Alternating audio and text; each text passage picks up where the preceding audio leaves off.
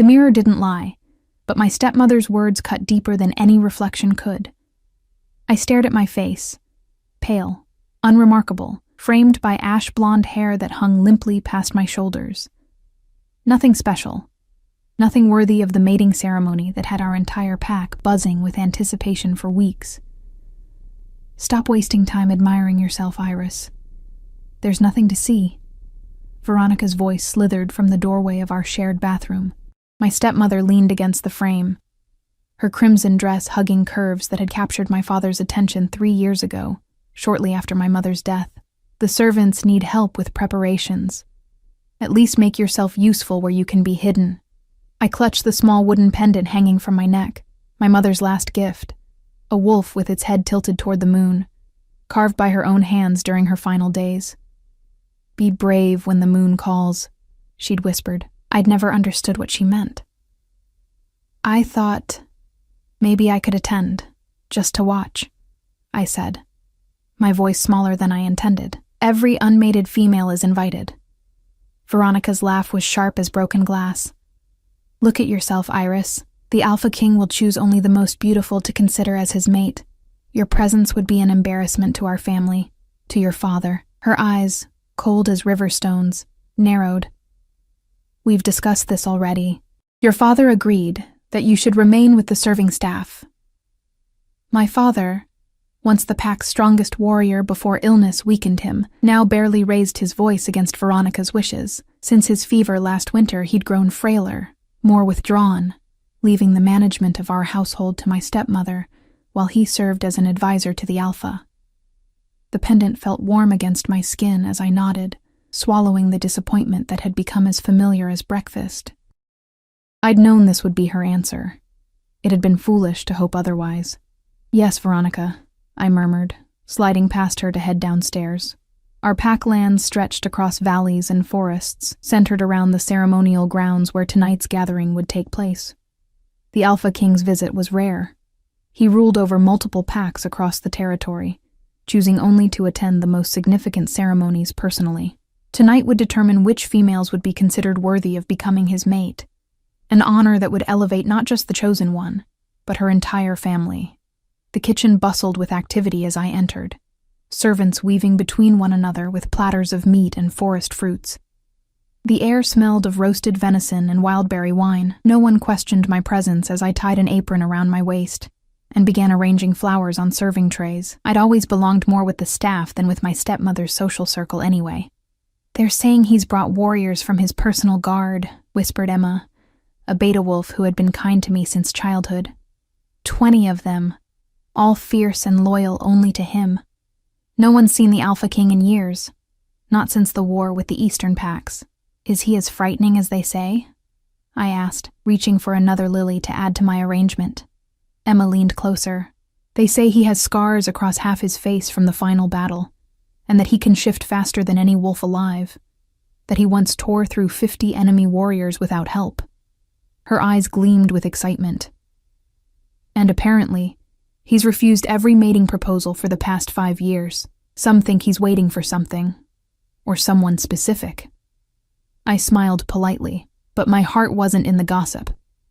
What did it matter what the Alpha King wanted? Whatever it was, it wouldn't be me. Hours passed as we prepared. When the sun began to set, painting the sky in bruised purples and deep oranges, Veronica appeared in the kitchen doorway. My stepsister Olivia stood beside her, resplendent in a silver gown that brought out the amber in her eyes. At 19, just a year younger than me, she was everything I wasn't: confident, curvy, with thick dark hair that cascaded down her back in deliberate waves. "You'll serve at the main table," Veronica instructed me, her gaze critical as it swept over my simple work dress. "Stay in the shadows, keep glasses filled, and do not speak unless spoken to. The Alpha King's advisors will be seated there, and I won't have you embarrassing us." Olivia smirked.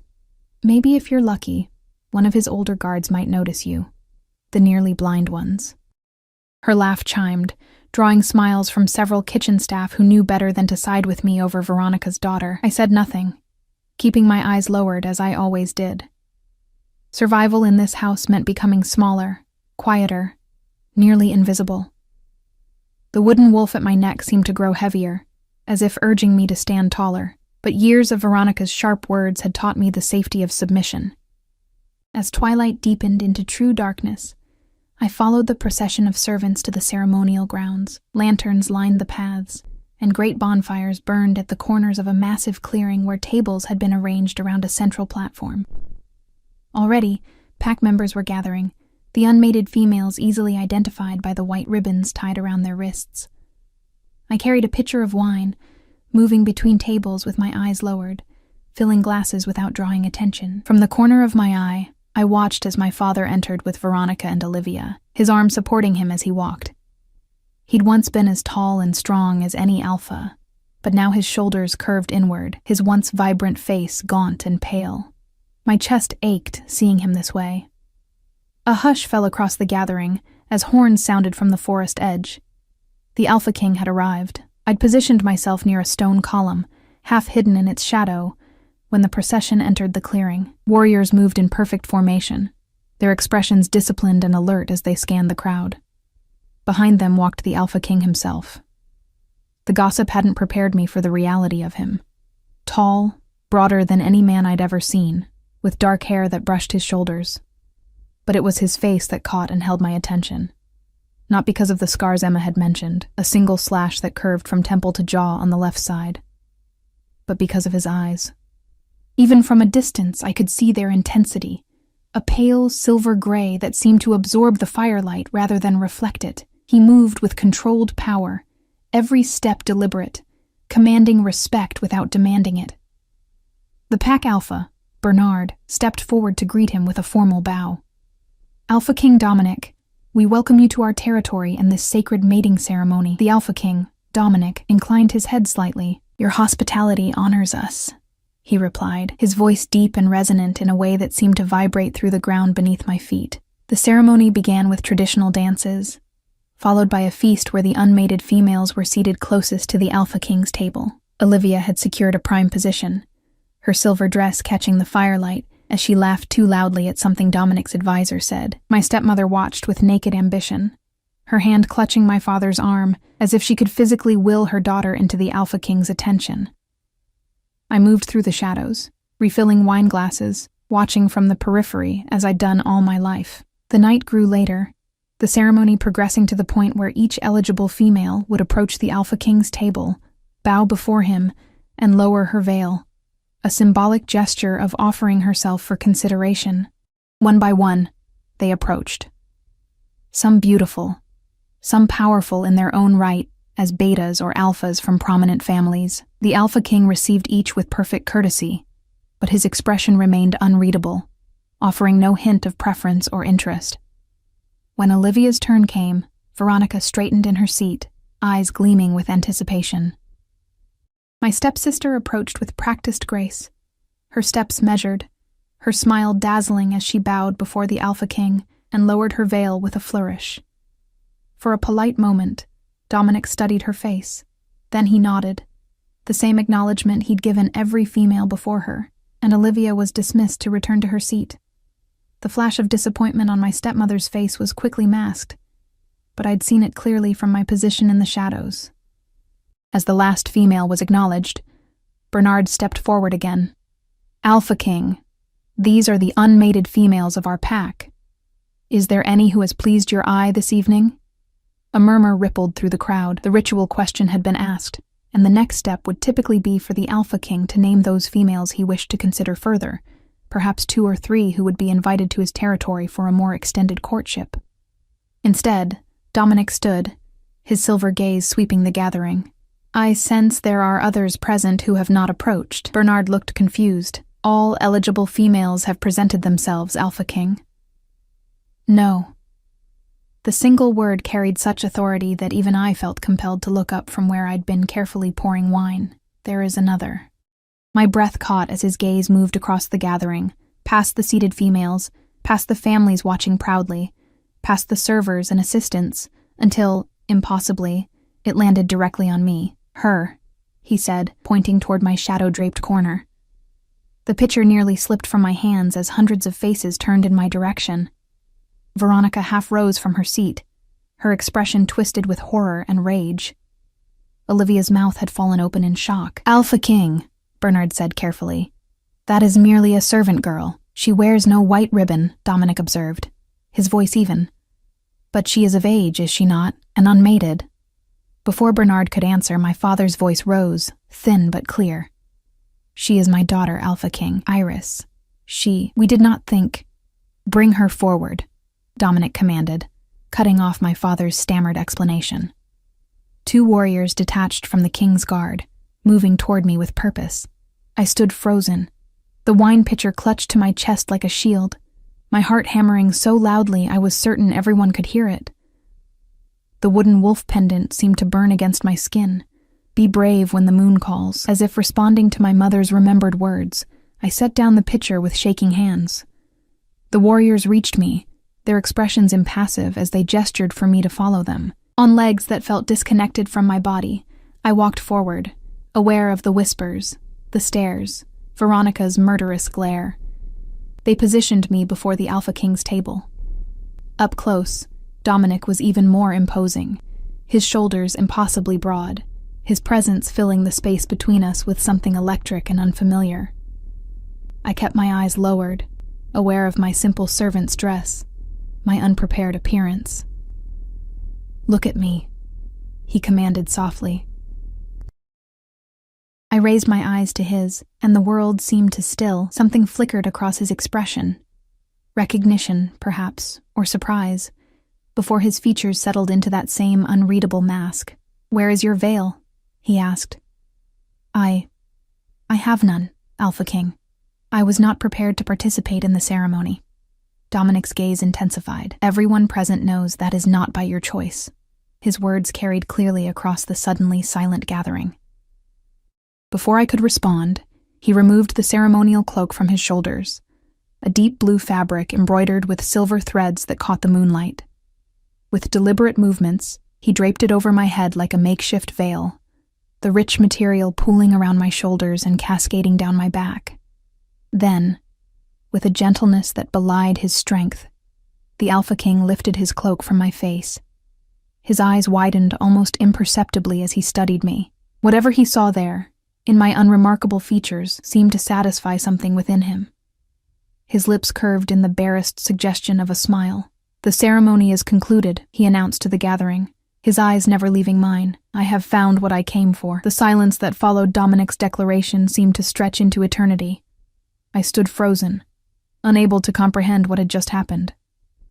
Somewhere behind me, I heard Veronica's indignant gasp, followed by urgent whispers spreading through the crowd like wildfire. "Alpha King!" Bernard stepped forward, his voice carefully modulated to hide his shock. "Perhaps we should discuss this in private. The girl has not been properly prepared for." "There is nothing to discuss." Dominic's tone left no room for argument, though his eyes remained on mine, searching for something I couldn't understand. "My decision is made." And the weight of hundreds of stares pressed against my back. I could feel Olivia's hatred burning into me, could practically hear Veronica calculating how to turn this humiliation to her advantage. But more than anything, I felt exposed, a creature accustomed to shadows suddenly thrust into blinding light. "May I speak with my father?" I whispered. The question meant only for Dominic's ears. Something softened in his expression. He nodded once, then turned to address the gathering. "Continue the celebrations. I will speak with Iris and her family." His hand, large, calloused from battles I could only imagine, rested lightly at the small of my back as he guided me toward a smaller tent at the edge of the ceremonial grounds. His warriors moved seamlessly around us, creating a barrier between us and the curious onlookers. I clutched the edges of his cloak still draped around my shoulders, drawing comfort from its weight and the faint scent of pine and wood smoke that clung to the fabric. Inside the tent, lanterns cast a warm glow over simple furnishings, a table, several chairs, a map spread across one surface.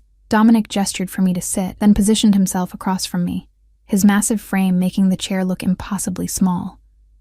My father arrived moments later, supported by a warrior who helped him to a seat beside me. Veronica followed, her face a mask of politeness that didn't quite hide the calculation in her eyes. Olivia remained outside, perhaps too humiliated to face the Alpha King after his rejection. "Alpha King," my father began, his voice stronger than I'd heard in months. "This is unexpected. My daughter has not been groomed for such an honor."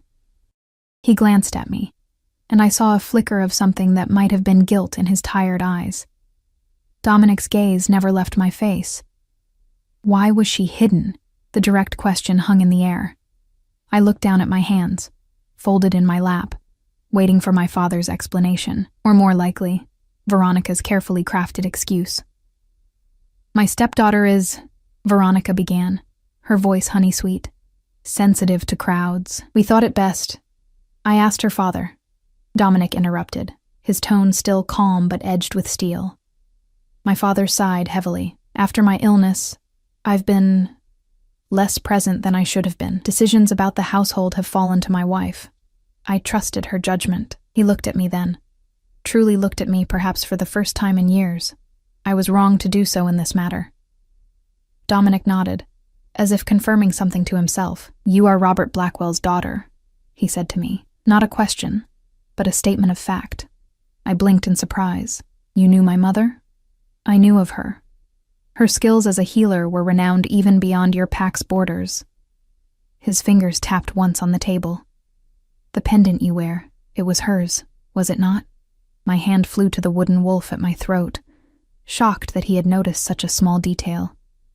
"Yes. She carved it before she died." Dominic's eyes seemed to darken.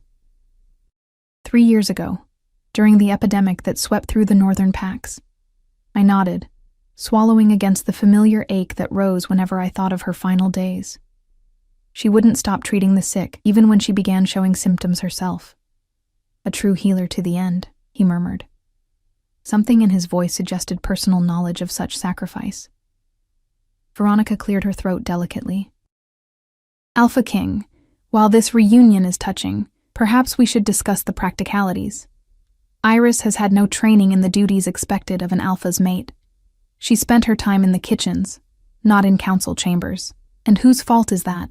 The question was quiet, but cut through Veronica's carefully constructed facade.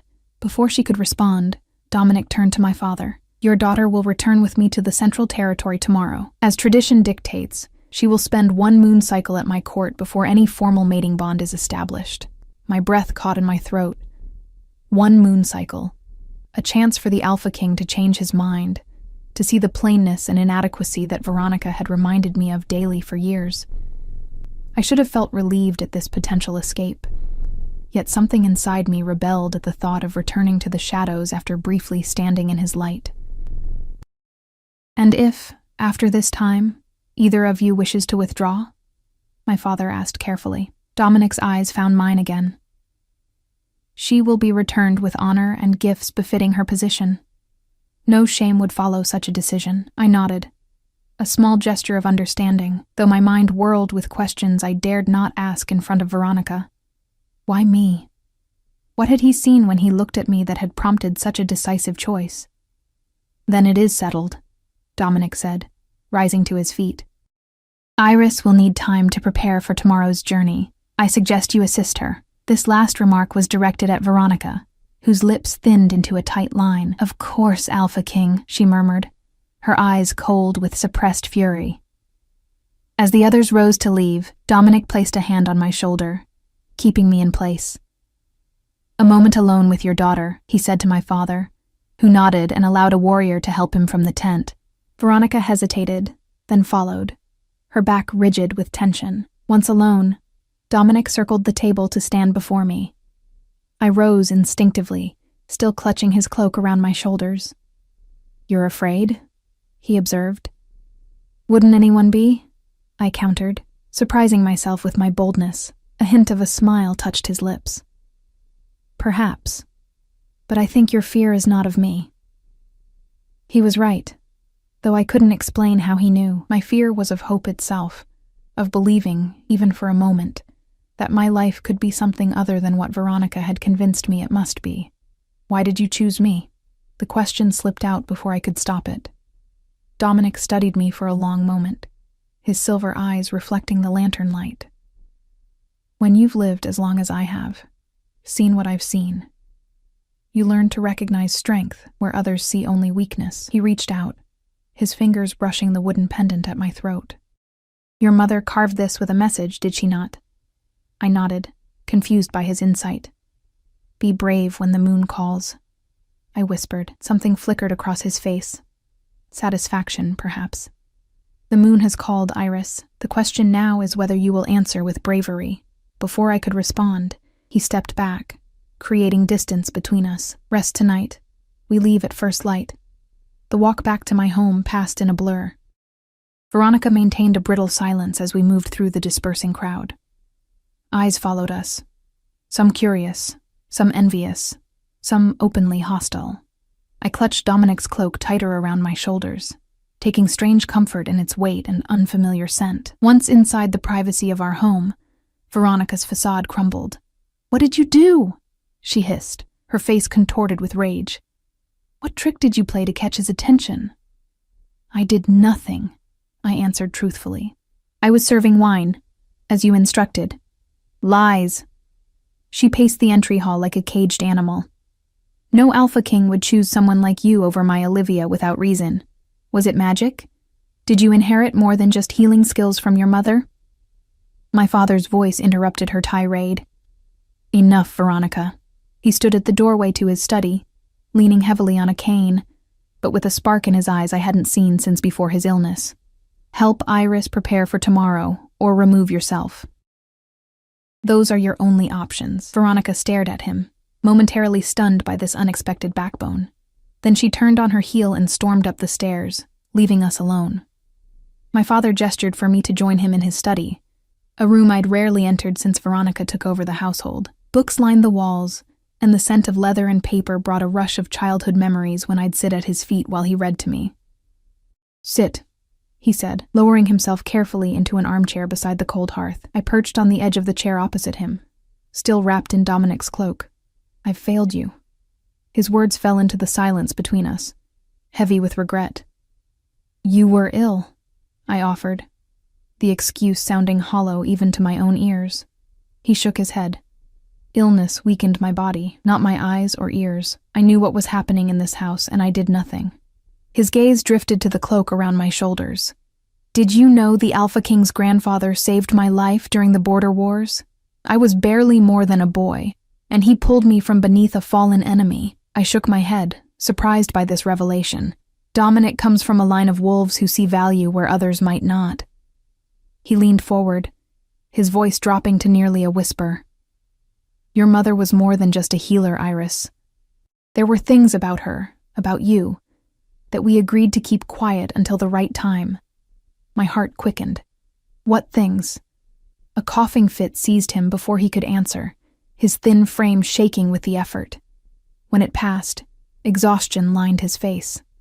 Tomorrow. We'll speak tomorrow before you leave. He reached for my hand, his grip surprisingly strong. Whatever happens at the Alpha King's court, remember who you are. Your mother's daughter. My daughter.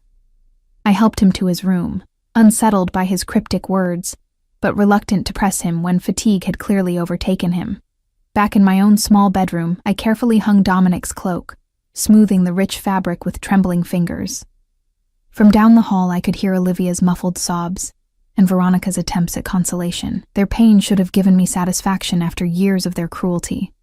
But instead, I felt hollow. My selection hadn't been due to any merit of my own. Whatever reason Dominic had chosen me remained a mystery, possibly connected to secrets my parents had kept. I moved to my window, gazing out at the full moon that hung low over the forest. Tomorrow I would leave everything I'd ever known, traveling to the Central Territory with a man who was little more than a legend to me. A man whose single glance had somehow seen past the invisibility I'd cultivated for protection. Be brave when the moon calls. My mother's words echoed in my mind as I touched the wooden pendant. Perhaps tomorrow I would learn what she had really meant, what my father had started to reveal, what the Alpha King somehow already seemed to know. Sleep eluded me as I packed the few possessions I valued, my mother's healing journal, a pressed flower from her funeral, a small knife she'd used to teach me basic herb cutting. My entire life fit into a single bag, a fact that should have depressed me, but instead felt strangely liberating. For the first time in 3 years, I was stepping beyond Veronica's shadow. Dawn arrived too quickly, painting the horizon with streaks of pale gold and rose. I dressed in my best clothes, a simple blue dress that had once belonged to my mother, altered to fit my smaller frame, not grand enough for an alpha king's chosen, but at least clean and without patches. A knock at my door revealed Emma, her eyes wide with excitement and disbelief. "They're here," she whispered. "The Alpha King's procession. The entire village is gathered to see you off." My stomach twisted with nerves as I picked up my small bag and Dominic's cloak. Emma stopped me with a gentle hand on my arm. "Wait," she said, pulling something from her pocket, a white ribbon. "You never got to wear one last night." Every unmated female deserves this symbol, especially one chosen by the Alpha King himself. Tears pricked my eyes as she tied it around my wrist, the simple gesture of acknowledgement more meaningful than she could know. "Thank you," I whispered, hugging her briefly. "Show them who you really are," she murmured in my ear. "Not who they told you to be." I descended the stairs to find my father waiting in the entry hall, dressed in his formal pack council robes. Veronica stood beside him, her expression carefully neutral, though I could see the calculation behind her eyes. Olivia was nowhere to be seen. "It's time," my father said, offering his arm for support, though whether he was supporting me or I him remained unclear.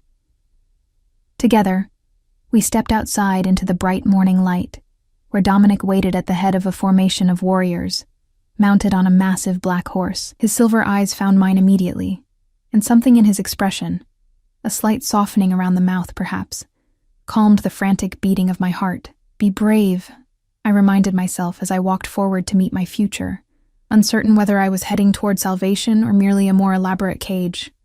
The journey to the Central Territory took 3 days, though it felt both longer and shorter than that. A strange suspension of time where each moment stretched with uncertainty, yet passed in a blur. Dominic had provided a horse for me, a gentle dappled mare that seemed to understand my inexperience with riding. I'd never ventured beyond our packlands before, and the expanding horizon both terrified and exhilarated me. My father's promised explanation never came. When morning arrived, he had suffered another attack, his breathing labored, his skin gray with exhaustion. The pack healer had been summoned, and in the chaos, our private conversation was forgotten. His last words to me had been simple: "Trust your instincts." Then Veronica had ushered me out, her tight smile not reaching her eyes as she promised to take good care of him. Dominic rode beside me for much of the journey, though we spoke little.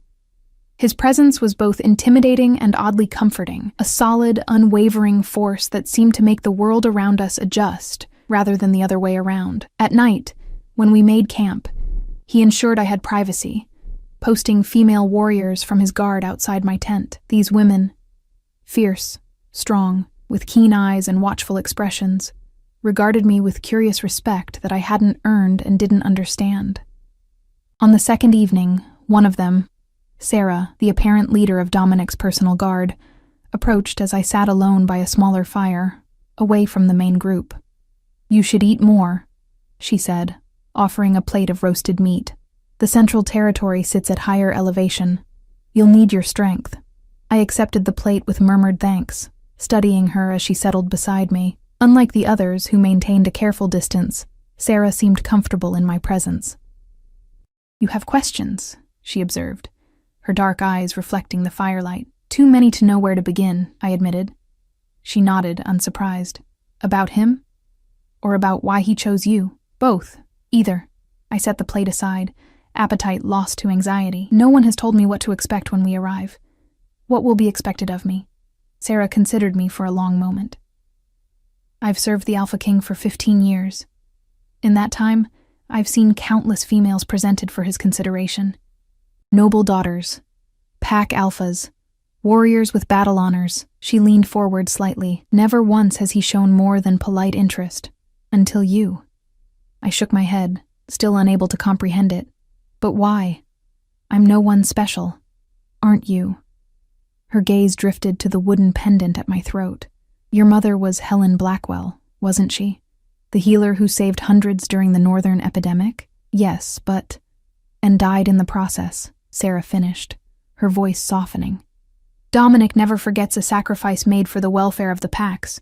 Your mother's name is honored in the Central Territory. The revelation stunned me into silence. My mother, honored in territories she'd never visited, it made no sense. She had been our Pax healer, important to us, but hardly known beyond our borders. Before I could press further, Sarah rose to her feet. Rest well, Iris. Tomorrow we cross into the Central Territory. The mountains can be disorienting for first-time visitors.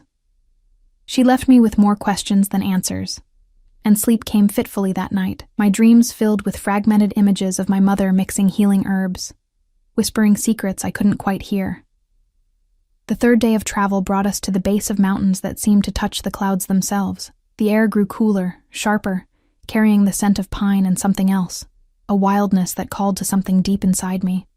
As we began the ascent along narrow trails, the warriors spread out in protective formation, their senses clearly alert for potential threats.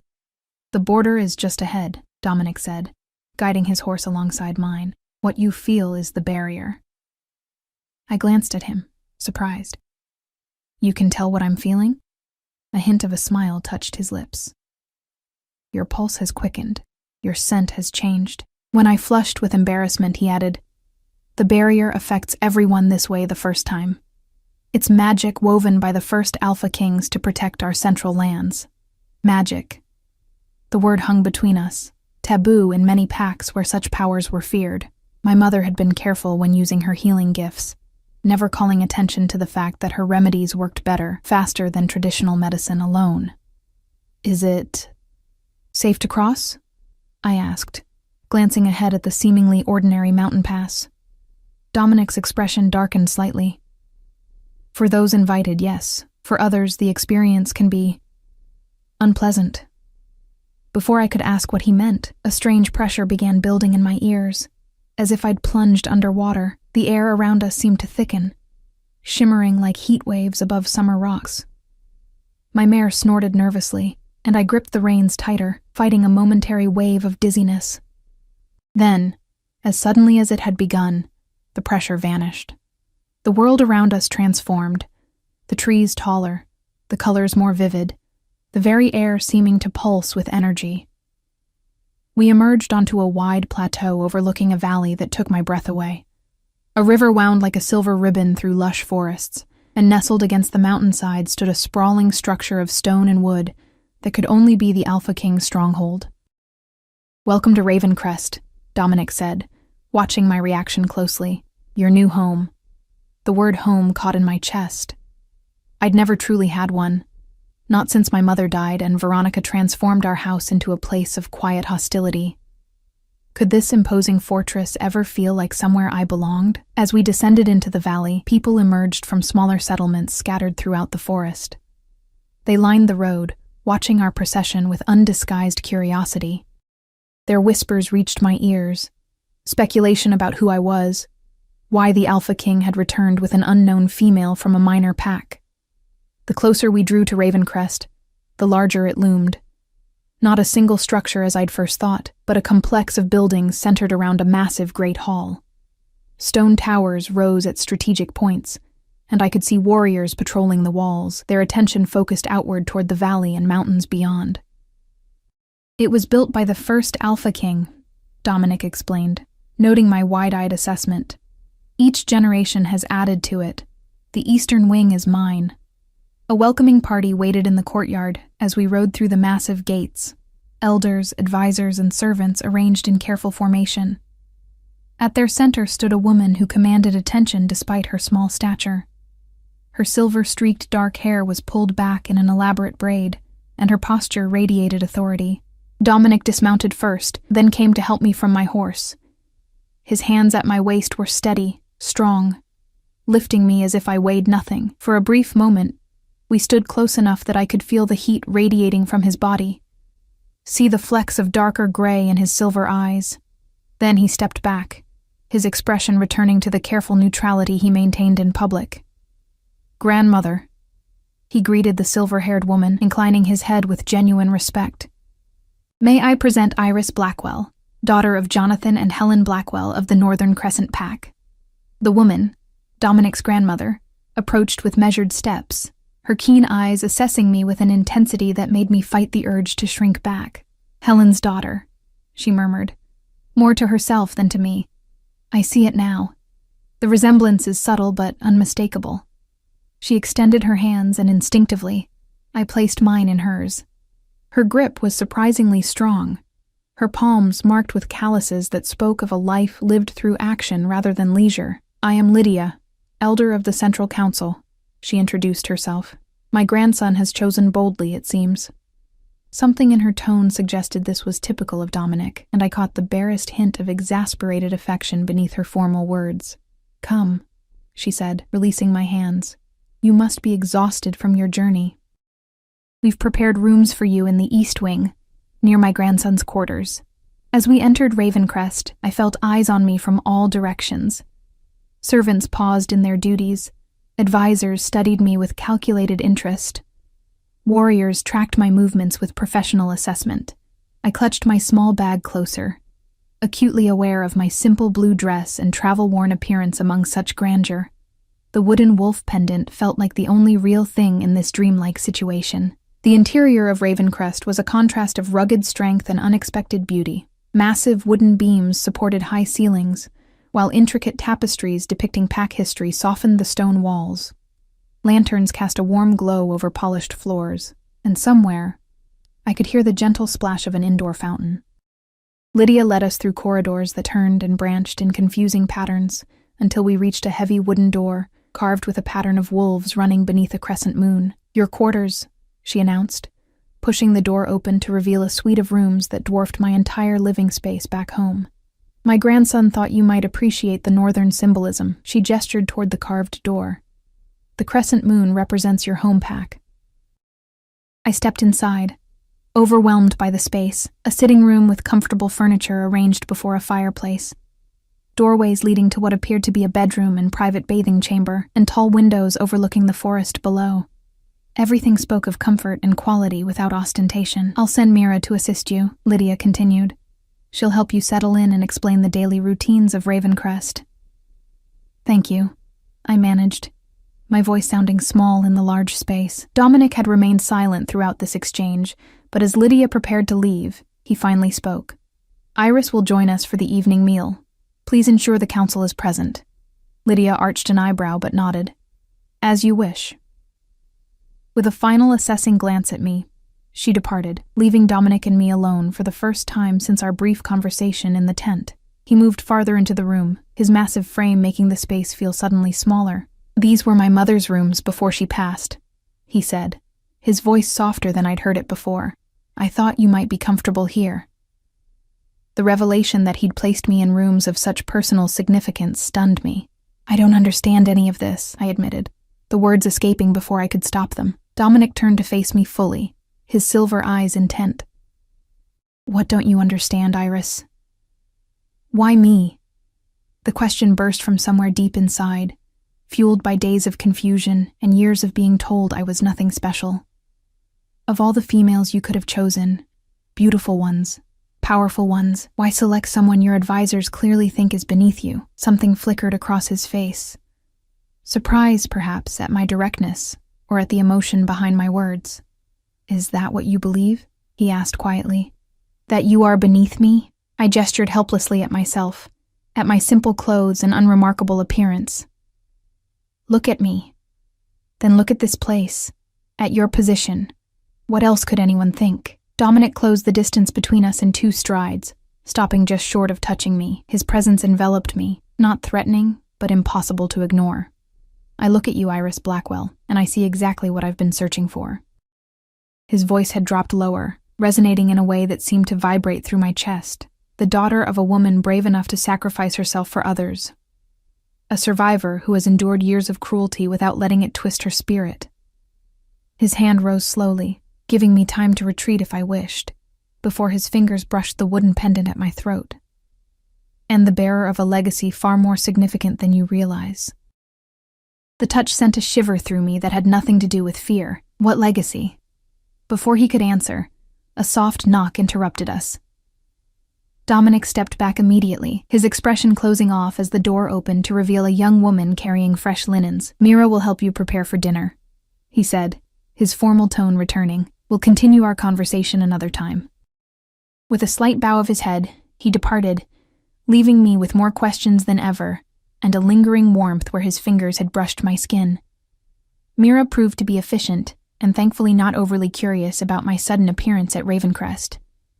As she helped me bathe and dress in clothes she'd brought, simple but finely made garments that fit better than anything I'd worn in years, she explained the basic layout of the stronghold and the routines that governed life there. "The Alpha King rises before dawn and trains with his warriors," she told me as she brushed my damp hair.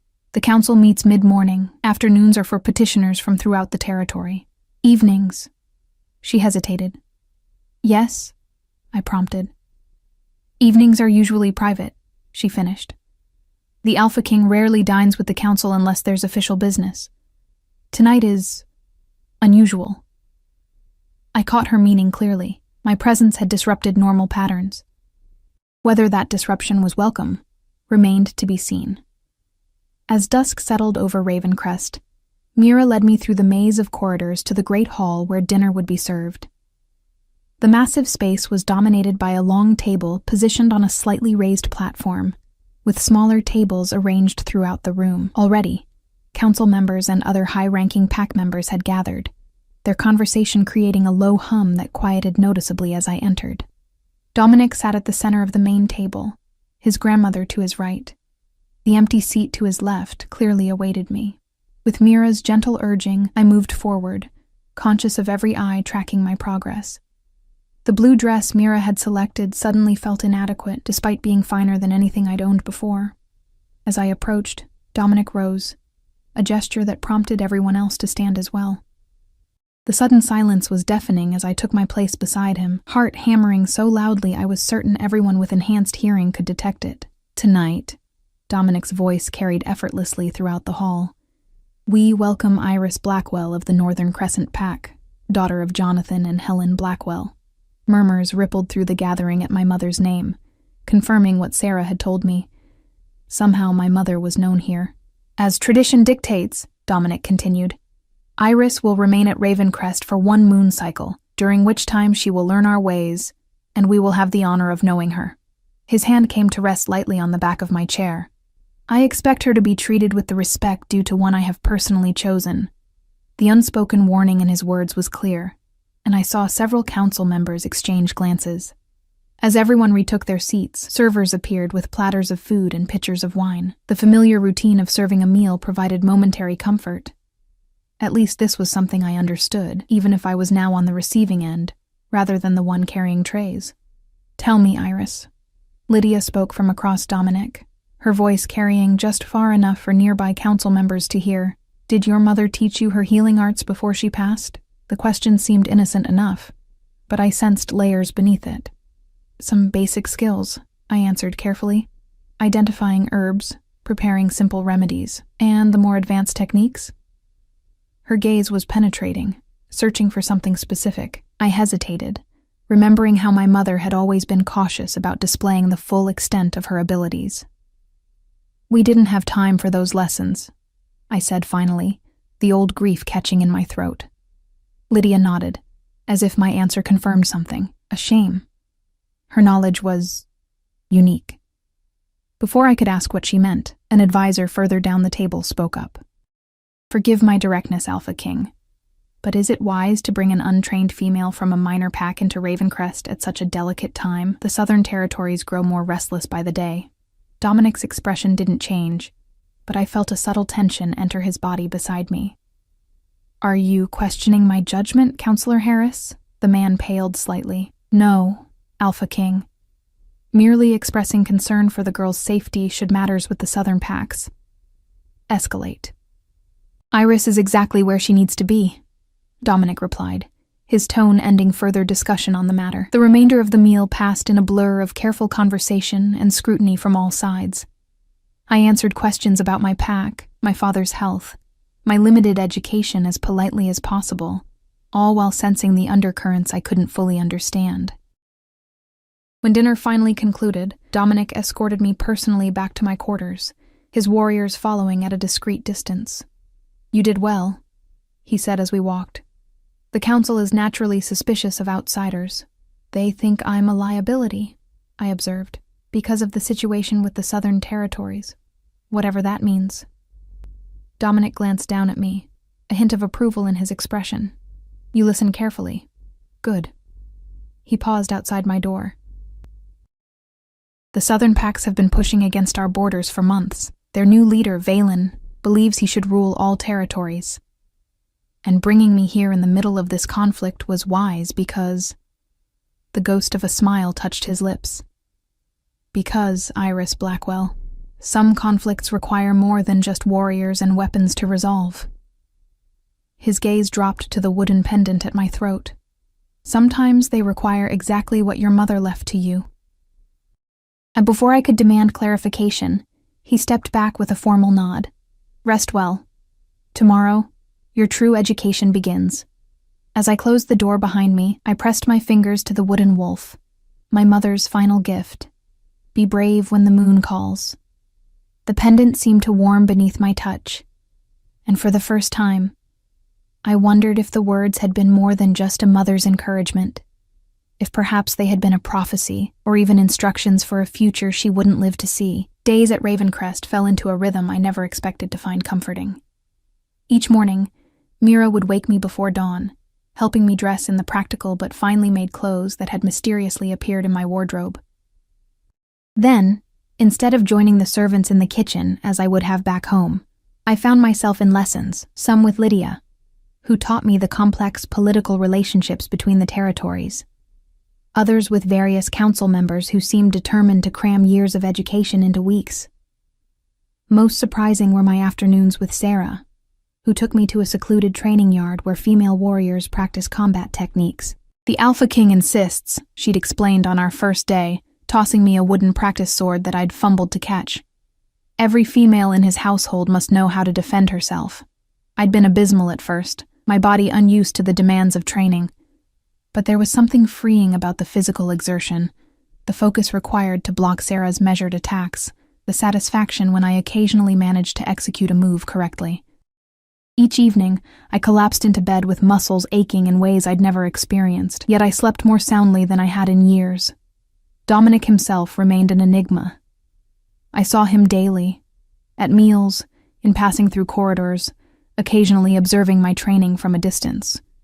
But our interactions remained formal, watched by too many curious eyes for the personal conversation he'd promised. The questions continued to build within me, about my mother, about the legacy he'd mentioned, about why he'd really chosen me. A week into my stay, I discovered the library, a vast room lined with shelves that reached the ceiling, filled with more books than I'd ever seen.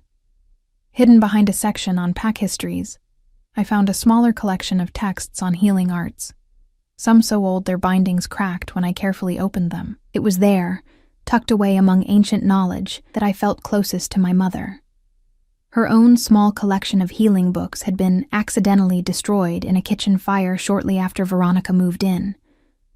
These volumes contained similar information, but went deeper, describing techniques my mother had only hinted at in her final days. One afternoon, nearly 2 weeks after my arrival, I was absorbed in a particularly interesting text about energy manipulation and healing when a shadow fell across the page. "I wondered how long it would take you to find this section," Dominic said, his voice startling me from my concentration. I looked up to find him watching me with an expression I couldn't quite read, something between satisfaction and concern. He wore simpler clothes than usual, dark trousers and a loose shirt with the sleeves rolled up, revealing forearms corded with muscle and marked with the scars of past battles. "It reminds me of my mother," I admitted, closing the book carefully. He nodded, then gestured to the space beside me on the window seat. "May I?" When I nodded, he settled next to me, his larger frame making the previously spacious seat feel suddenly intimate. Outside, rain had begun to fall, pattering against the glass and creating a sense of isolation from the rest of Ravencrest. "You've been patient," he observed. waiting for explanations, I promised. "I've had plenty to occupy me," I replied, though we both knew my lessons, while informative, had carefully avoided the topics that mattered most. Dominic's gaze dropped to the book in my lap. "What have you learned from your reading?" I hesitated, unsure how to articulate the connections I'd been making between these ancient texts and my own experiences. These books describe healing techniques that go beyond herbs and bandages, ways of channeling energy to mend injuries that should be fatal. I glanced up at him. My mother could do that, couldn't she? That's why her name is known here. He nodded, a hint of approval warming his expression. Helen Blackwell was born in the Central Territory, though few know that history. She was sent to your pack as part of an alliance during the border wars, where she met your father. The revelation stunned me. She never mentioned being born here. For her protection. And yours. Dominic shifted slightly, turning more fully toward me. Your mother was the last known healer with the true gift, the ability to transfer life energy from herself to others. It made her uniquely valuable. And uniquely vulnerable. A memory surfaced. My mother, pale and swaying after treating a severely injured warrior. My father rushing to steady her as if he'd expected the collapse. At the time, I'd attributed her weakness to long hours and lack of sleep during a crisis. Now, I understood it had been something more profound. The epidemic that killed her, I said slowly. She wasn't just treating the sick with herbs, was she? Pain flickered across Dominic's face. No, she was literally giving her life to save others, a little at a time, until there was nothing left to give. The knowledge settled heavily in my chest. Not just grief for my mother, but a new understanding of her sacrifice. And you believe I inherited this gift? I know you did.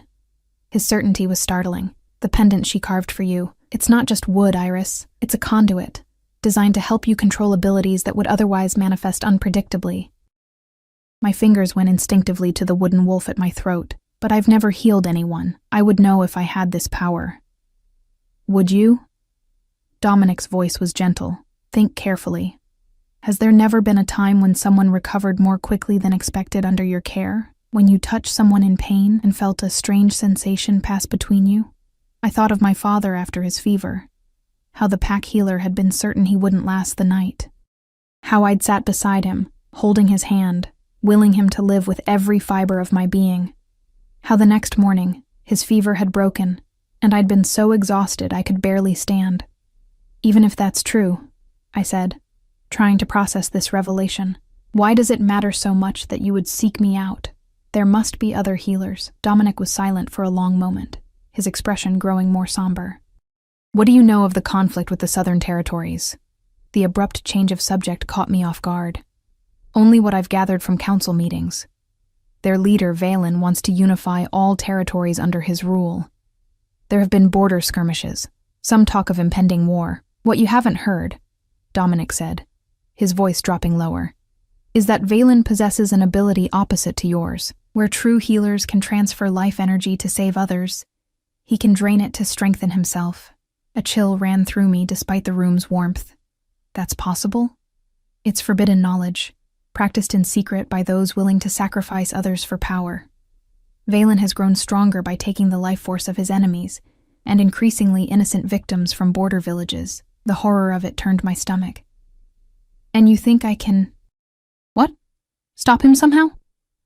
Dominic's silver eyes held mine. I believe you represent balance. His power destroys, yours heals. The ancient texts speak of such pairs throughout our history, dark and light, death and life, always in opposition, always seeking equilibrium. Rain lashed harder against the windows, punctuating the gravity of his words. Beyond the library's walls, thunder rumbled in the distance. Is that why you chose me? The question emerged quieter than I intended. As a weapon against Valen, something shifted in Dominic's expression. A softening around his eyes, a tension in his jaw. I chose you because the moment I saw you standing in the shadows at that ceremony, something inside me recognized what everyone else had overlooked. Strength, resilience, a spirit unbroken despite years of being told you were nothing. He reached out, his hand covering mine where it rested on the book. The fact that you may be our best hope against Valen's darkness is significant. Yes, but never think that is the only reason you are here. The warmth of his hand against mine sent a current of awareness through my body that had nothing to do with healing powers or ancient prophecies. For a breathless moment, the rain and thunder outside faded to background noise as his silver gaze held mine. A loud crash from somewhere in the corridor broke the spell. Dominic withdrew his hand, rising to his feet in one fluid motion as the library door burst open. Sarah appeared, her expression taut with urgency. "Alpha King," she said, offering a quick bow. "Forgive the interruption. We've received word from the border. 3 villages have been attacked. There are survivors being brought to Ravencrest now." Dominic's entire demeanor shifted, the momentary softness replaced by the commanding presence of the Alpha King. "Prepare the healing chambers. Alert the council." As Sarah departed, he turned back to me. "Iris, I would not ask this of you if there were any other option. The injured will need help beyond what our conventional healers can provide." Understanding dawned with a mixture of fear and determination. "You want me to try to heal them, using whatever gift I might have. Only if you're willing." Despite the urgency of the situation, his voice remained steady. "This isn't something I can order you to do." I thought of my mother, giving everything she had to save others. Of the wooden pendant she'd left to guide me. Of the villagers, innocent victims in a power struggle they likely barely understood. "I'll try," I said, rising to my feet, "but I don't know how to control it. What if I fail?" Dominic's hand came to rest on my shoulder, solid and reassuring. "You are Helen Blackwell's daughter. Trust the instincts she gave you." An hour later, I stood in Ravencrest's healing chambers, a large room lined with beds where the injured were being brought in a steady stream. The sense of blood and fear filled the air, undercut by the sharp tang of medicinal herbs as healers moved between the wounded, doing what they could with conventional methods. My hands trembled as I approached the first bed, where a young woman lay unconscious, her breathing shallow, her skin gray beneath a hasty bandage that couldn't contain the severity of her wound. A healer looked up at me with skepticism. "Counselor Lydia said you might be able to help," he said, doubt evident in his tone. I nodded, not trusting my voice, and reached out to touch the woman's forehead. Her skin felt cold, clammy, life slipping away with each labored breath. I closed my eyes, trying to recall what I'd read in the ancient texts. They had spoken of visualizing energy flowing from healer to patient, of opening oneself as a conduit for life force. Nothing happened. Panic began to rise in my throat. What if Dominic was wrong? What if I didn't possess my mother's gift after all? People were dying while I stood helplessly by their bedsides, a fraud who couldn't deliver the miracle they needed. A presence appeared beside me, Lydia, her expression grave, but her eyes kind as she took in my distress. "The pendant," she said softly, nodding toward the wooden wolf at my throat. "Hold it while you work. It will help focus your energy." I clutched the carving, feeling its familiar contours against my palm. "Be brave when the moon calls." My mother's words echoed in my mind as I placed my other hand on the wounded woman's shoulder and closed my eyes again. This time, I felt something. A warmth starting in my chest, flowing down my arm, into my fingers. The wooden wolf grew hot against my skin. Almost uncomfortably so. A strange tingling sensation spread through my body, followed by a sudden weakness that made me sway on my feet. When I opened my eyes, the woman's color had improved, her breathing deeper and more regular. The healer was staring at me in shock, his fingers pressed to her wrist to check her pulse. "Impossible," he whispered. Her heart was failing. I didn't wait to hear more, already moving to the next bed where an elderly man lay with burns covering his arms. Again, I felt the flow of energy from my body to his, the wooden pendant guiding and focusing what would otherwise have been chaotic power. Each healing left me weaker, yet there was a fierce joy in watching color return to ashen faces, in feeling wounds knit beneath my touch. By the 6th patient, my vision had begun to blur at the edges. My legs felt unsteady, and a cold sweat had broken out across my forehead. Still, I pushed on to a 7th, then an 8th. The pendant burned against my skin, almost as if warning me to stop, but the sight of so many injured drove me forward. The 9th patient was a child, no more than 7 years old, with a wound to his chest that had the healers shaking their heads in resignation. Something in me refused to accept his fate. I placed both hands on his small body, channeling everything I had left into healing him. The room began to spin. Darkness encroached on my vision, narrowing to a single point of light. I felt myself falling, heard distant voices calling my name, and then nothing. I awoke to the sensation of fingers stroking my hair back from my forehead. Opening my eyes required monumental effort, as if my eyelids had been weighted with stones. When I finally managed it, I found Dominic seated beside my bed, concern etched deeply into his features. "How long?" My voice emerged as a cracked whisper. 2 days, he answered, his hand stilling against my temple. "You nearly died, Iris." The memory of the healing chambers flooded back. The injured villagers, the flow of energy from my body to theirs.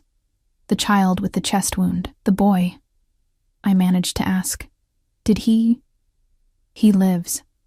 As do all the Dominic's others you expression touched. Held a mixture of awe and distress. 9 people who should have died are now recovering, thanks to you.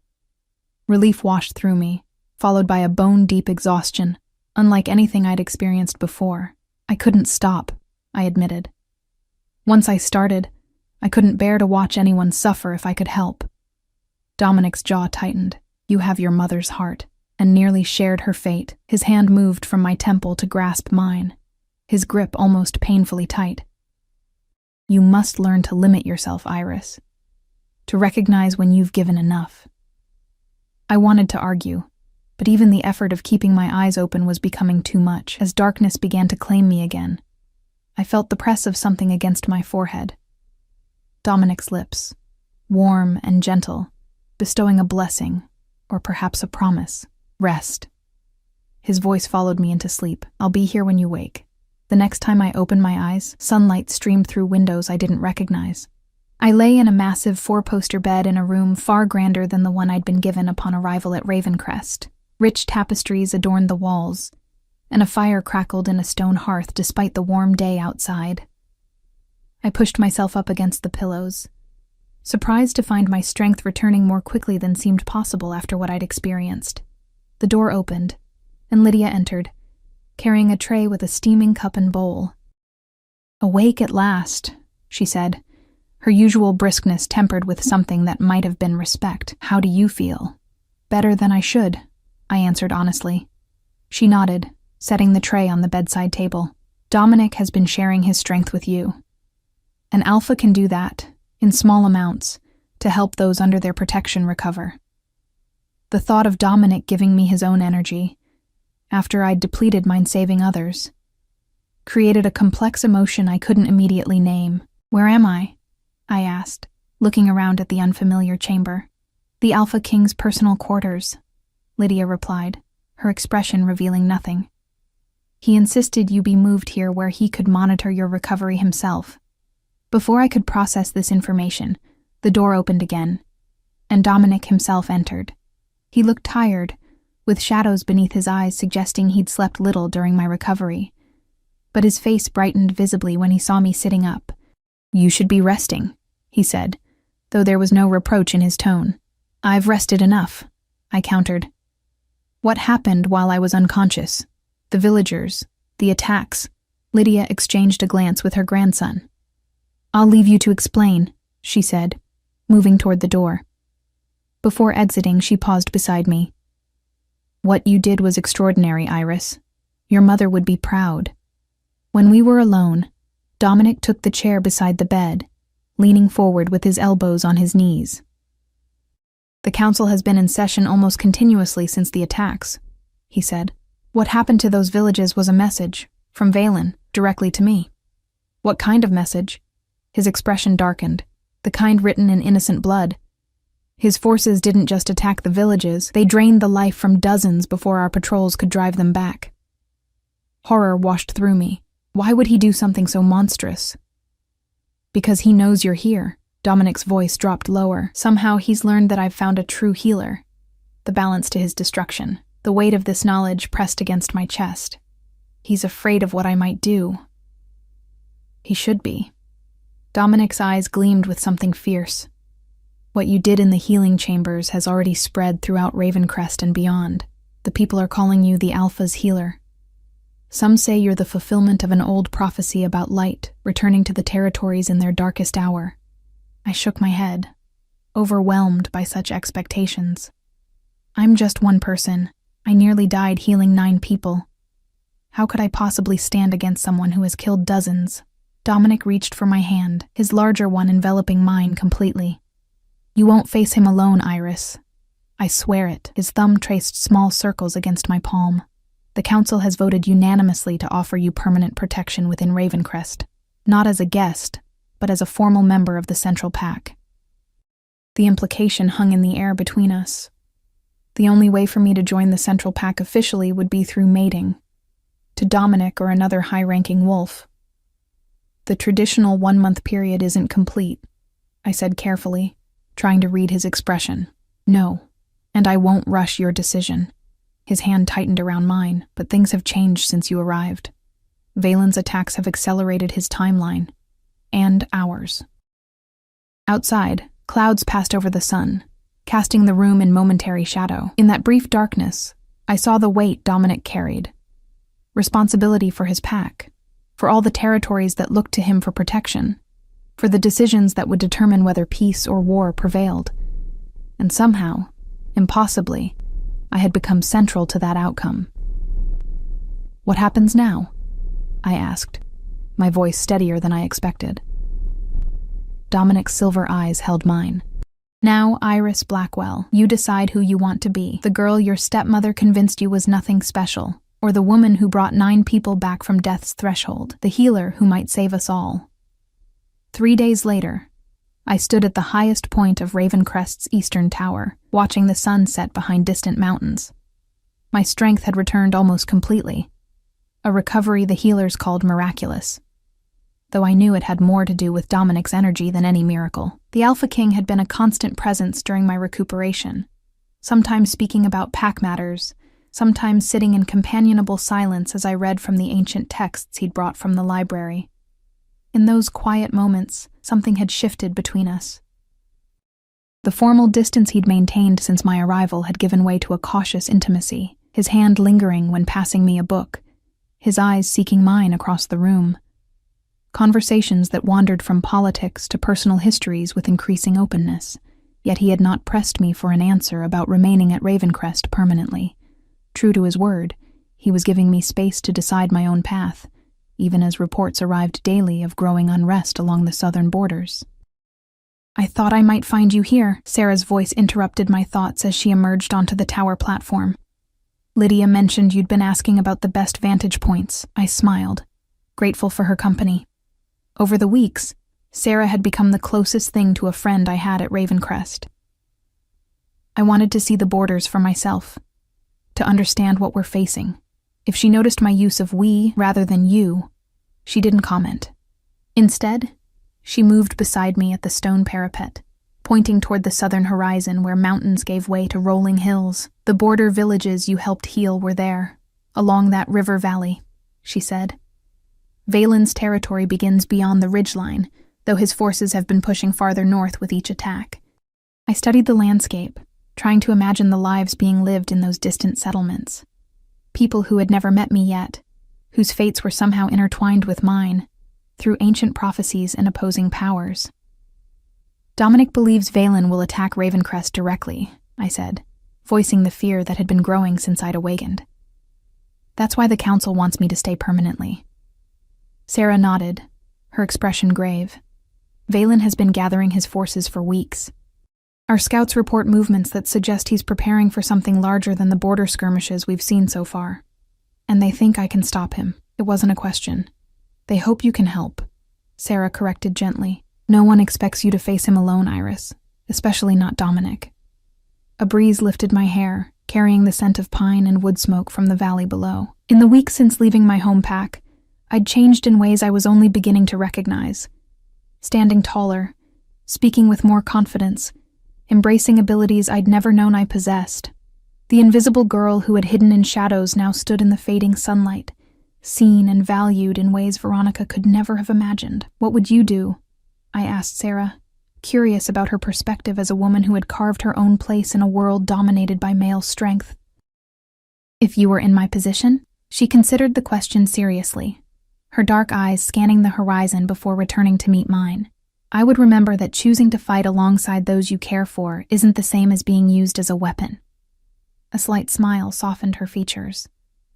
And I would recognize when someone looks at me the way Dominic looks at you when he thinks no one is watching. Heat rose to my cheeks. He needs my abilities, that's all. Sarah's laugh was unexpectedly warm. Iris, Dominic is the Alpha King. He commands the strongest warriors in all territories. What he needs is power and strength, both of which he has in abundance.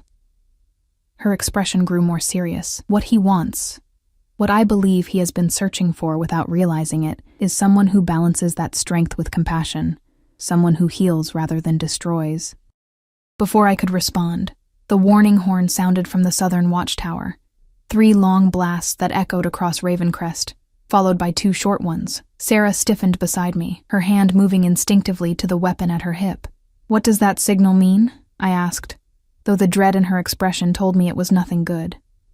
Attack imminent, she replied, already moving toward the stairs. We need to get you inside, now.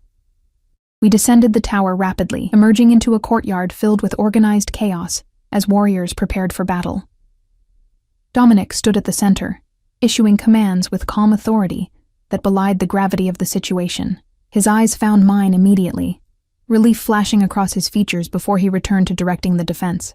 Sarah guided me toward the main hall, where Lydia was organizing the non-combatants, elders, children, and those whose skills lay in healing rather than fighting. When she saw us, she beckoned me to her side.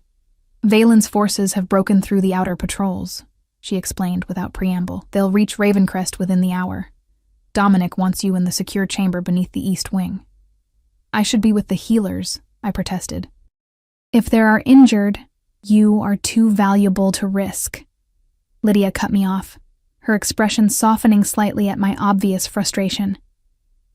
Iris, listen carefully. Valen isn't coming with an army to conquer Ravencrest. He's coming for you. The words landed like stones in still water, rippling through my consciousness. Me? But why would he? Because you represent the only true threat to his power, she explained, leading me toward a hidden staircase behind a tapestry. The prophecy speaks of balance, light and dark, life and death. If you and Dominic stand together, Valen's darkness cannot prevail. As we descended into the stone passageway, torches flickering on the walls, I pieced together what she wasn't saying. You think he wants to drain my energy? To take my healing power for himself? Lydia's silence was confirmation enough. We emerged into a circular chamber carved directly into the mountain beneath Ravencrest. Ancient symbols covered the walls, wolves, moons, spiraling patterns that seemed to pulse with subtle energy.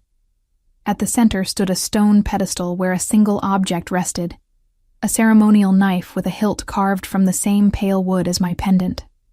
This chamber was built by the first Alpha King, Lydia explained, her voice taking on a reverent quality. It's a place of power, protected by old magic that even Valen cannot easily breach. I approached the pedestal, drawn to the knife that seemed to resonate with the pendant against my chest. What is this place really for? Lydia watched me with knowing eyes. It is a place of choice, Iris, where those with your gift can decide how to use it. A realization dawned, bringing with it both clarity and fear. You want me to bind my power to Ravencrest, to Dominic. I want you to understand your options, she corrected. Your mother faced a similar choice once. She chose a different path, to live a quieter life with your father, to hide her abilities rather than use them in the larger conflict that was brewing even then. And you think that was wrong? I asked, defensive of my mother's memory. Lydia sighed, suddenly looking every year of her considerable age. I think she chose love and family over duty. I cannot fault her for that. Her gaze met mine steadily, but her choice meant that when Valen's power emerged, there was no balance to counter it. The result has been years of growing darkness. Above us, I could hear the distant sounds of preparation for battle, the clatter of weapons, the movements of warriors taking their positions. Soon, Valen's forces would arrive, and Dominic would stand against them, powerful, but potentially facing an enemy who could drain life with a touch. What exactly would binding my power to Dominic do? I asked, my fingers tracing the symbols carved into the stone wall. It would create a connection between your energies, Lydia explained. Your healing ability would strengthen his natural alpha power. His strength would protect you from depleting yourself completely when healing others. She paused, watching my reaction carefully. It would also create a bond that Valen could not break or drain. Your energies would be accessible only to each other. The implication was clear, a bond that went beyond political alliance, beyond the traditional pack bonds. Something permanent and intimate that would tie my fate to Dominic's irrevocably. And if I choose not to, I kept my voice steady, though my heart raced. Then you remain as you are, a powerful healer, but vulnerable. And Dominic faces Valen without the balance the prophecy speaks of. Lydia's expression remained neutral. The choice must be yours, Iris. Freely made. A sudden commotion echoed from above. Shouts, the clash of metal, the unmistakable sounds of battle beginning sooner than expected. Lydia tensed, moving toward the staircase. I must go. Whatever you decide, remain here until someone comes for you. She paused at the entrance. Your mother would be proud of the woman you've become, Iris. Remember that. Then she was gone, leaving me alone in the ancient chamber with the ceremonial knife and the weight of a decision I never could have imagined making. When I'd stood invisible in the shadows of the mating ceremony weeks ago, I paced the circular room, my thoughts churning. The wooden pendant seemed to grow warmer against my skin with each circuit, as if responding to the energy of the place. I thought of my mother, of the choice Lydia said she had made. Love over duty. Had she regretted it in those final days as the epidemic ravaged our pack? Or had the knowledge that her daughter would someday face this same choice been comfort enough? Be brave when the moon calls. The sounds of battle grew louder above. Without windows, I couldn't tell how much time had passed, but the increasing intensity suggested Valen's forces had breached Ravencrest's outer defenses. Somewhere up there, Dominic was fighting, for his territory, for his people, for a balance I might help restore. I closed my eyes, placing my palm against the stone wall.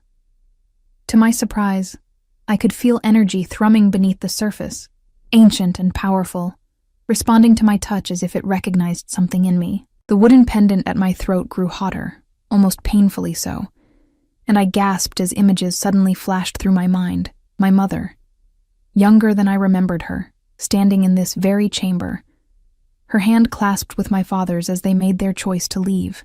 Dominic, his face unmarked by the scar he now bore, watching them go with resignation and understanding in his silver eyes.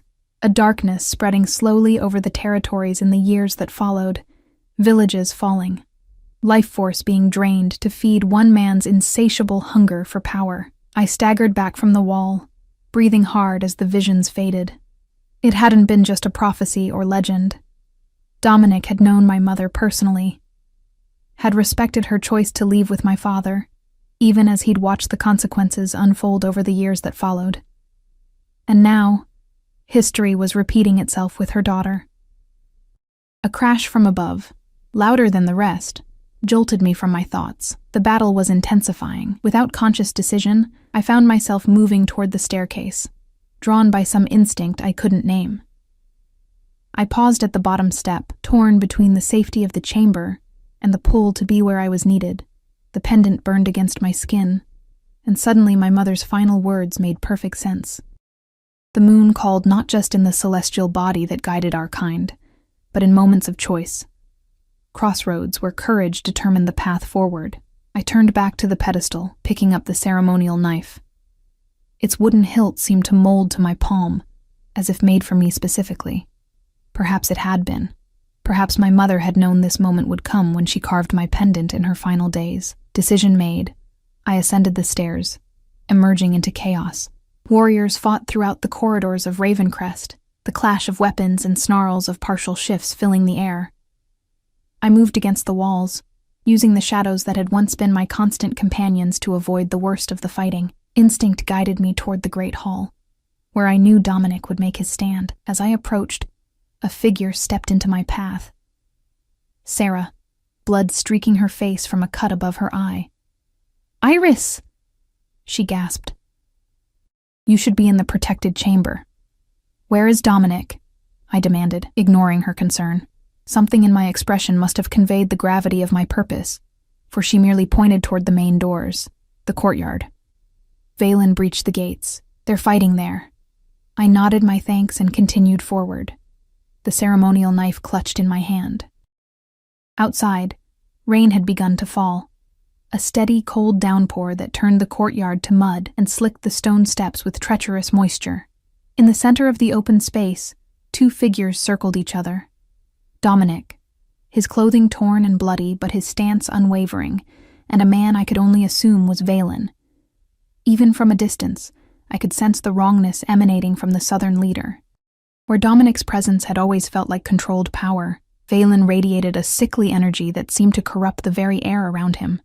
His movements were unnaturally quick, his body somehow too thin yet corded with strength that seemed stolen rather than earned. As I watched, Valen lunged forward, his hand striking out toward Dominic's chest. The Alpha King dodged, but not quickly enough to avoid a glancing blow to his shoulder. Immediately, Dominic staggered, his face paling as Valen's touch drew energy from him. The same energy he'd been sharing with me during my recovery. Without thought, I moved forward, the rain soaking through my clothes as I stepped into the open courtyard. Warriors from both sides paused in their fighting, attention drawn to my appearance. Valen turned, his unnaturally bright eyes widening as he sensed what I was, the healer. He breathed, his voice carrying despite the rain. "How convenient of you to deliver yourself to me." Dominic's head snapped toward me, horror and fear replacing the pain on his face. "Iris, no! Get back inside!" But I continued forward, the ceremonial knife held loosely at my side, the wooden pendant burning against my rain-soaked skin. Valen's lips curved in a smile that held no warmth, only hunger. "I've waited a long time to meet a true healer," he said, stepping away from Dominic toward me, to taste that particular energy. "You'll never touch her," Dominic growled, moving to place himself between us despite his weakened state. Valen laughed, a sound that scraped against my nerves like shattered glass. "Your protection means nothing, Alpha King. Her power calls to mine, opposite but connected. It's the natural order of things." I stepped around Dominic, my eyes fixed on Valen. "You're right," I said, my voice steadier than I felt. "It is the natural order, balance. But you've corrupted that balance, taking what isn't freely given." Something flickered in Valen's two bright eyes, uncertainty perhaps at my lack of fear. "Power is taken, not given," he spat. "A lesson your mother never learned." The mention of my mother should have angered me, but instead, it brought clarity. I glanced at Dominic, meeting his silver eyes that now showed understanding rather than fear. He had recognized my purpose the moment I emerged from Ravencrest with the ceremonial knife. "You're wrong," I said to Valen, raising the knife. Before he could react, I drew the blade across my palm, not deeply, but enough to draw blood that mingled with the rain. True power is always freely given. I turned to Dominic, extending my bleeding hand. "I choose to stand with you," I said, the words carrying the weight of formal ritual. "My strength to yours, your strength to mine." Balance restored, Dominic's expression transformed. Relief, wonder, and something deeper that made my heart race. Without hesitation, he took the knife and made a similar cut across his own palm, then clasped my hand in his, our blood mingling as the rain washed over us. The effect was immediate and overwhelming. Energy surged between us, the wooden pendant glowing with sudden brightness that illuminated the courtyard despite the storm. I felt Dominic's strength flowing into me, not draining him as Valen's touch had, but shared freely, creating a circuit that amplified both our powers. Valen howled with rage, lunging toward us with unnatural speed. But as he reached for us, the energy connecting Dominic and me flared brighter. Valen's fingers brushed my shoulder, and he screamed, recoiling as if burned. "What have you done?" he demanded, clutching his hand, which now bore a mark like a brand where he had touched me. Understanding dawned in Dominic's eyes. "The binding works both ways," he said, his voice carrying the authority of the Alpha King. "You cannot take what is freely given to another." Valen snarled, his features contorting with fury and desperation. He attacked again, this time aiming for Dominic, perhaps hoping the binding was not yet complete. But where their skin connected, the same burning effect occurred, driving Valen back with a howl of pain. "It's over, Valen," Dominic said, our hands still joined, the energy between us stabilizing into a warm, steady flow. "Your power cannot touch us now. And without the ability to drain others, you're nothing." Fury twisted Valen's features into something barely recognizable as human. With a scream of rage, he shifted, not to wolf form as I expected, but into something monstrous, a corrupted version of our kind that spoke of how deeply he had perverted the natural order. He launched himself at us in a final, desperate attack. Dominic moved with the enhanced speed our bond now granted him, pulling me behind him even as he met Valen's charge. Their bodies collided with a force that shook the ground beneath our feet. What followed happened so quickly I could barely comprehend it. Dominic's hands grasping Valen's twisted form, our shared energy flowing through the Alpha King and into his enemy. But instead of draining or harming, the energy seemed to cleanse, burning through the corruption Valen had cultivated over years of stealing life from others. Valen collapsed to the ground, his body returning to human form, but diminished. Thin, frail, as if all the stolen energy had been purged from him in an instant. He lay gasping in the mud, his unnatural brightness faded to dull embers. "Take him to the cells," Dominic commanded his warriors, who moved forward cautiously to secure the fallen leader. "He'll face the council's judgment for his crimes."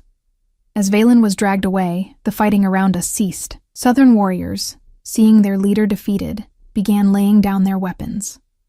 The rain eased to a gentle patter, then stopped altogether, allowing weak sunlight to break through the clouds. Dominic turned to me, our hands still joined, the cuts already healing with unnatural speed thanks to our shared energy. His free hand rose to cut my cheek, his thumb brushing away raindrops that might have been tears. "You came back," he said simply. "You chose to stay. I chose you," I corrected gently. "There's a difference." Understanding and something deeper warmed his silver eyes. "Your mother would be proud of the choice you made today. As am I." "She guided me here," I said, touching the wooden pendant that had cooled against my skin. "She knew this day would come, even if she chose a different path for herself."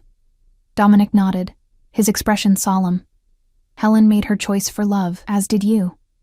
The word hung between us, unspoken, yet acknowledged in the way his fingers tightened around mine, in the steady flow of energy that bound us together more intimately than any formal ceremony could have done. Around us, Ravencrest began to recover from the battle. Warriors helping the wounded, servants emerging to assess the damage, council members gathering to discuss what would happen next with the southern territories now leaderless. But for this moment, the world narrowed to just the two of us, standing in the aftermath of a storm both literal and figurative. "What happens now?" I asked, echoing the question I'd posed days earlier in his chambers. A smile touched Dominic's lips, not the controlled, careful expression he showed the council, but something warmer, more personal.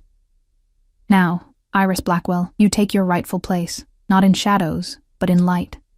As healer, as partner, as my equal in all things." He leaned forward, his forehead touching mine in a gesture of intimacy that held more meaning than the grandest declaration. "If that is what you want," he added softly.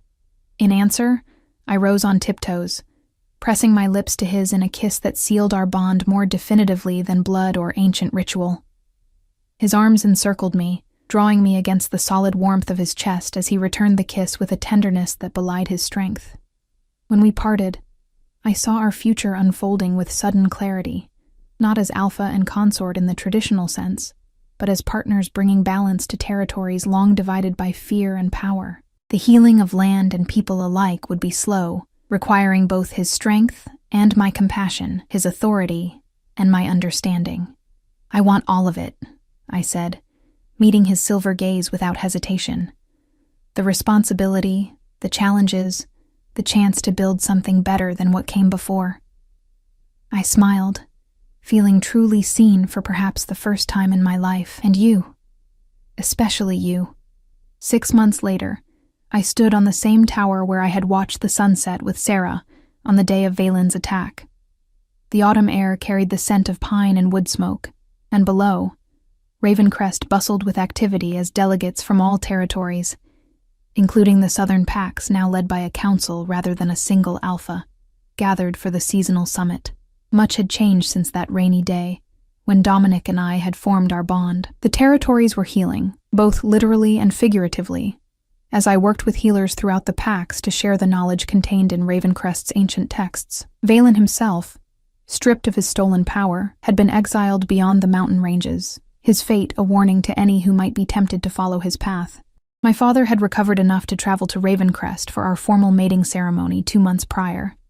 His health improved beyond what conventional medicine could explain. Perhaps my mother's healing gift had passed to him through our years together, or perhaps simply being freed from Veronica's influence had allowed his natural strength to return.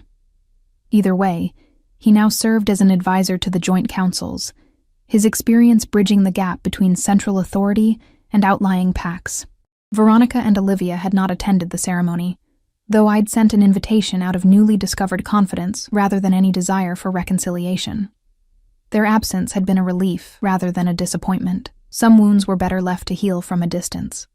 Footsteps behind me announced Dominic's arrival. I didn't need to turn to know it was him. Our bond allowed me to sense his presence, to feel the steady strength that had become my foundation in this new life. "The delegates are asking for you," he said, coming to stand beside me at the parapet. "Apparently, my diplomatic skills are insufficient without my mate's moderating influence." I smiled, leaning against his solid warmth. Translation: "The Southern representatives are being difficult again. They're afraid of change," Dominic sighed. "After generations of fear and oppression under Valen and his predecessors, they don't quite believe in the possibility of balance." "Then we'll show them," I said simply, turning to face him. "Day by day, decision by decision, until they see that strength doesn't have to come at the expense of compassion." Dominic's hand rose to touch the wooden pendant I still wore daily, a reminder of where I'd come from and the mother whose legacy I now carried forward in my own way. The scar on his palm matched mine, both long healed, but permanently marked from the binding that had changed everything. "You've already shown them more than you realize," he said, his silver eyes warm with pride and love. "The invisible girl who stepped out of the shadows to save us all." I stretched up to kiss him briefly, still marveling at the ease between us that had grown with each passing day. "We saved each other," I corrected gently. "That's what balance means." Together, we descended from the tower to rejoin the summit, his hand steady at the small of my back, my presence softening his commanding aura into something that inspired trust rather than just obedience. The wooden wolf pendant rested against my heart, no longer burning with urgent purpose, but warm with the quiet certainty that I had answered the moon's call with all the bravery my mother had wished for me.